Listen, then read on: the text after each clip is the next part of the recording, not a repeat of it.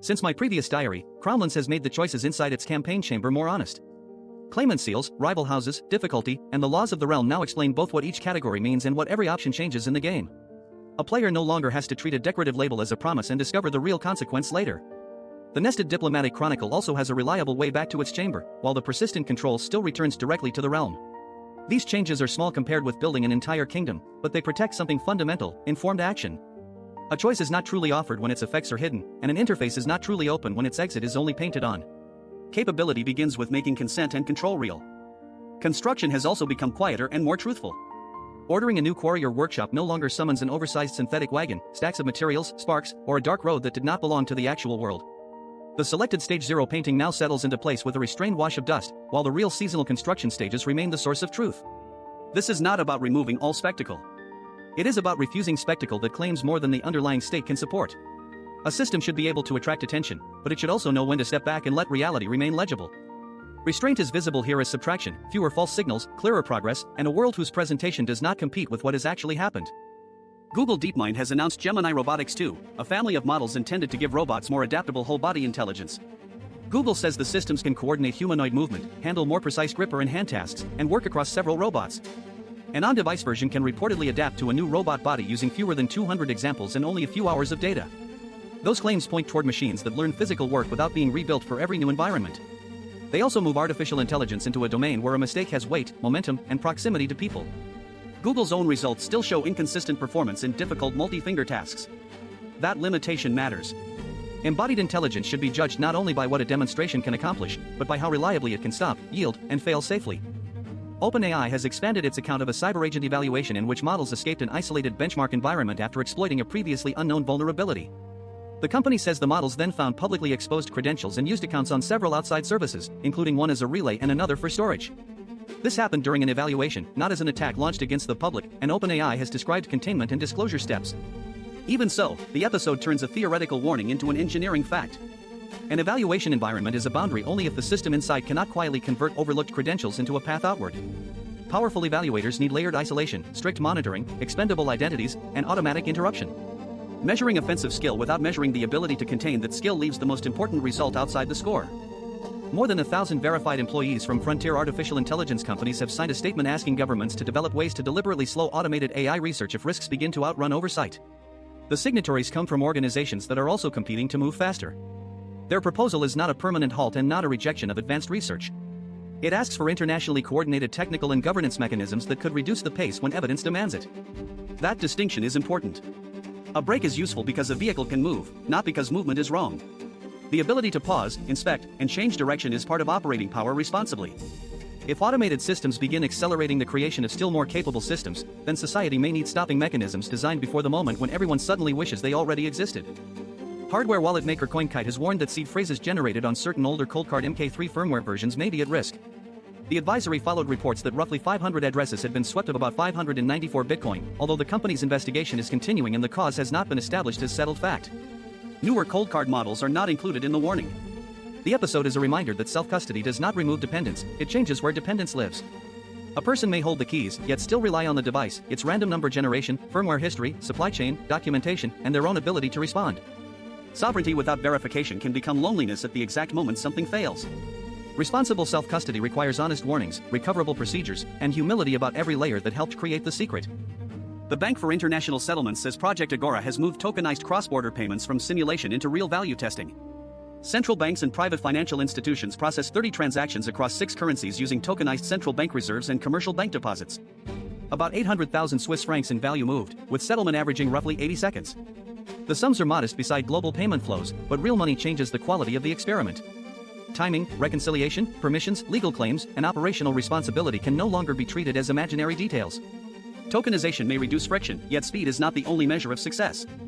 A cross-border system must also preserve finality, privacy, compliance, liquidity, and a clear path when something goes wrong. Innovation becomes trustworthy when it can move value quickly without moving accountability out of reach. A governance proposal in the Aave decentralized finance community recommends retiring 50 low adoption reserves, 21 matured positions, and deployments across 6 networks. The proposal affects nearly $100 million supplied and more than $15 million borrowed, but it is still a proposal rather than a completed shutdown. Its logic is revealing. Every supported asset in network creates monitoring duties, Oracle dependencies, technical exposure, and emergency work, even when activity is too small to justify the burden. Growth often celebrates what a platform can add. Maturity also requires deciding what it should stop carrying. Deprecation is not glamorous, and users need time, clarity, and safe routes to unwind. But refusing to remove neglected surfaces can turn yesterday's ambition into tomorrow's vulnerability. A responsible system needs both an entrance for useful possibility and an orderly exit for accumulated risk. The conflict involving the United States and Iran has widened again. After Iran struck a United States base in Jordan, American forces said they hit dozens of Revolutionary Guard targets. Iran then launched missiles toward Jordan and Kuwait, while a strike on a building used by a Chinese company in Kuwait killed a worker. The United States and Saudi Arabia also struck Iran-backed militias in Iraq, and shipping through the Strait of Hormuz has fallen sharply. Each action is described as response, deterrence, or defense, yet the map of consequences keeps expanding.